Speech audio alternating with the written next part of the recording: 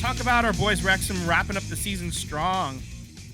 Yeah, there was a chance for Paul Mullen to get another goal in this last game, and he'd be like, don't quote me on this one because I haven't mistake. I may be wrong here, but I think he'd be the first player to go back to back in the League One to EFL2 for getting 25 goals in a season or something like that. So, fortunately, he didn't get it, but they did get a goal from good old Ollie Palmer and Andy Cannon.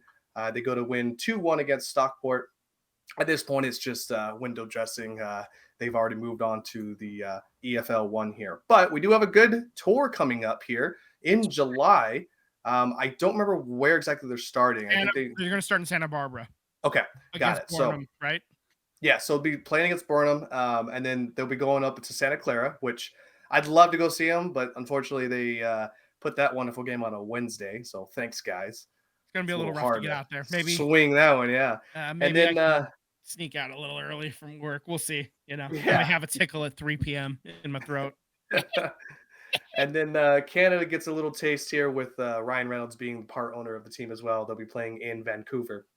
I did also want to point out too that there was this speculation of wondering what Ryan Reynolds and Rob McElhenney was doing with a 5% stake, because they basically sold off 5% of Wrexham's stake, but they didn't know what. Nobody knew what they had invested it in. Turns out that they invested it into a Mexican football club called Club Necaxa, I think is how you pronounce this, Necaxa. So I'm gonna go with Necaxa on that one. Also, ownership with that is oh my gosh, Eva Longoria. So This is a top tier. They're in the top flight of Mexican soccer. So yeah, so trying to get a little bit more of that money internationally. Yeah, and maybe it opens up doors for them to be able to negotiate and see players in the Mexican league. But honestly, the Mexican league has kind of dipped down really far from what it used to be. I mean, it's probably even getting more aggressive than and falling farther and farther behind MLS, which is crazy to think, but it's happening. Yeah, I don't know. They are falling a little bit. I do agree with that, but I think Mexican Soccer League is probably still a little bit better. At least, like, as a whole, the league is stronger than what MLS is, because you have dog shit teams like the Earthquakes pulling down the overall talent level of MLS. I will say, I think John Fisher watches our show. I'm just saying, because they made the Earthquakes acquisition after acquisition after acquisition. They just did another one for a goalie today. I don't know what is happening, but they're getting players left and right. Did they hear something? What happened? They don't want to be a laughing stock anymore? Yeah, maybe Commissioner Garber actually put in a call and said, "You got to actually try, you fucking idiot." But are they good players? Yeah, that's the next question. Are they actually good? We'll see. Right now, this past week, the Earthquakes actually got a draw at Nashville. So, good on ya. Yeah. Sell the team. They're still last place. They only have 4 points on the season. That was a lot of losses that they just took in a row, by the way. Their next upcoming game, they're playing at Levi's Stadium on Saturday against LA Football Club. So I think they're trying to rise the level. They're making a big push on that particular rivalry. I think there might be fireworks or something they're doing because it's the Cinco de Mayo game as well. So fireworks. John Fisher doesn't know what that's like at his soccer team. Yeah. We'll get into fuck John Fisher a little bit later in the show. Let's save that for now. Let's So just one more note on the Quakes. Actually, go ahead and throw this one up, Tim. The U.S. Open Cup coming up on May 7th at PayPal Park. The Earthquakes are going to be playing the Oakland Roots. You have a Bay Area matchup. These teams don't actually play in the same league. Oakland Roots are in USL. Earthquakes are in MLS. So they're two different levels. Oakland is in the lower level, but they're one of the better teams in the lower level. The Quakes are one of the more dog shit teams in the upper level. So could be a pretty close game. Could be interesting. We'll see what happens. Just fire their head coach. Yeah, the Roots did just you're right. They did just make a change, as they said. They all the pretty verbiage that goes along with that. The appreciate his service to the team for the last 3 years or whatever it was. Blah blah blah blah blah.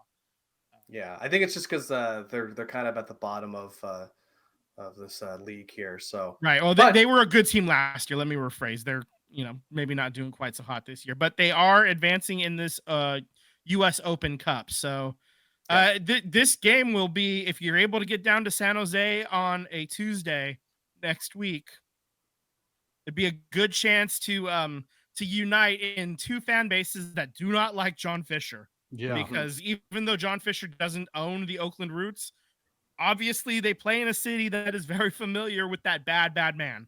So a and lot of trying to teams. play in that stadium where he owns another team in the Yeah, Oakland A's. yeah, exactly. So Oakland Roots fans are very, very well aware of who that prick is. So that's going to be a fun one to have, just two teams that, you know, they're not really all that connected except for this one thing.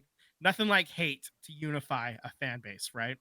In a region. Absolutely. I love this for us. This is going to be a beautiful time to get together and to just as one say, fuck John Fisher, or cleaner versions of that Fisher out, whatever fun little chants they come up with at the game. That's going to be fun to see. So. All right. So that brings us to Bay FC and the NWSL. So they Bay FC, they took the loss again at San Diego Wave. Oshawala got her second goal. Kayla Sharples actually took a header off of the post crossbar. It falls right to Oshawala's feet, and she cleans up the loose change in the 48th minute. It was a very nifty, fun moment, and that actually tied the game because San Diego scored in the 14th minute. But late in the game, San Diego gets the second goal, 78 minutes in. They end up losing 2-1. And so their current record is 2 wins, 4 losses, no draws. So there's your standings up there. They're currently 10th in the NWSL, but they're only if they win one of these last 4 losses, they're up in 6th. Like they're right there. They're basically one game out of a playoff spot as it stands right now. It's still early enough in the season, and this league is chaotic enough, and they have the goal scorers to do it. It's just getting them feeling right or whatever. It's because goal scorers can be kind of finicky sometimes. It's just, if things aren't right, it just doesn't happen. Sometimes you get a little bad puck luck, if you to use a hockey term. But yeah, so I'm still reasonably confident that they could turn this around. They got 2 games coming up this week. They're playing Wednesday versus the Portland Thorns. That's at 7 p.m. if you can get down to San Jose on a Wednesday.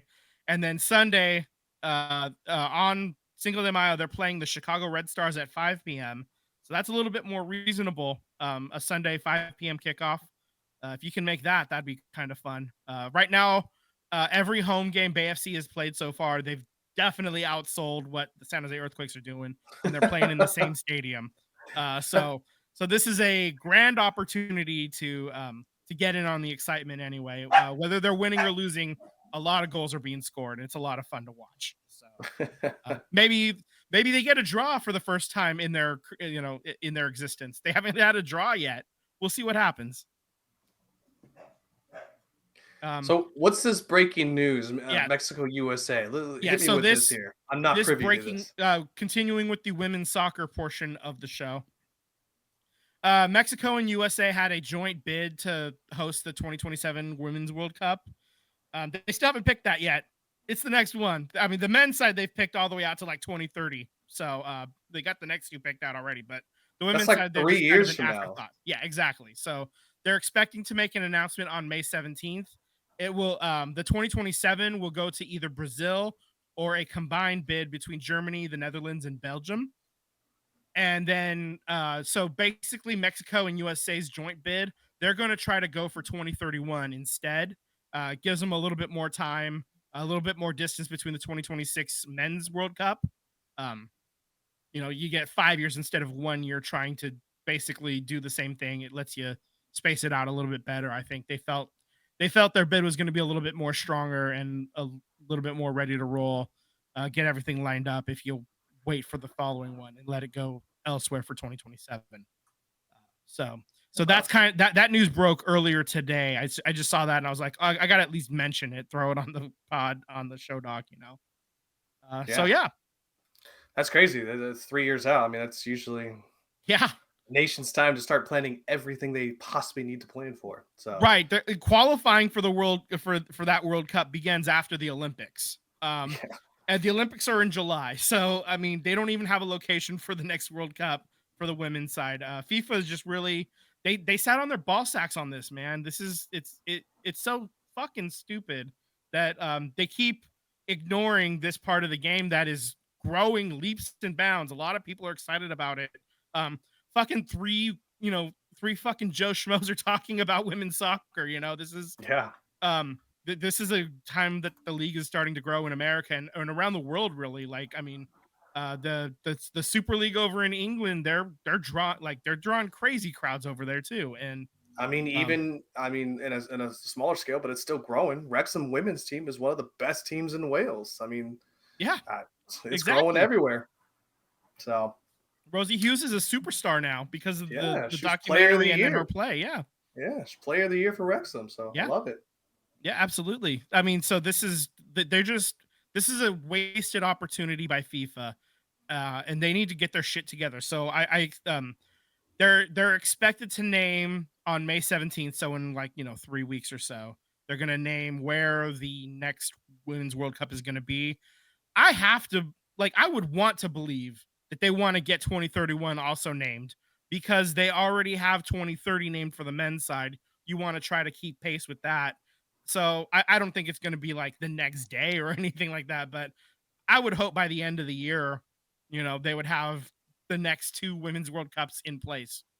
I would hope. But same. This is FIFA. They always, what's the worst way to do something, and then they find an even worse way to do that thing. So we'll see how it actually goes. In the most corrupt way too. Yeah, exactly. Yeah. So I'm not going to hold my breath for it, but I'll tell you what, if I was running the show, it'd be a lot different and I'd be a lot richer. I know. I wouldn't take as many bribes. I know, right? I would cut the bribes in half, man. You're too fucking obvious with it, Jesus. Maybe not wear the blood diamonds around your neck. Maybe hide it in your shirt. Yeah, leave that for the special private functions. You don't want to wear that to the to the fucking vote. Jesus.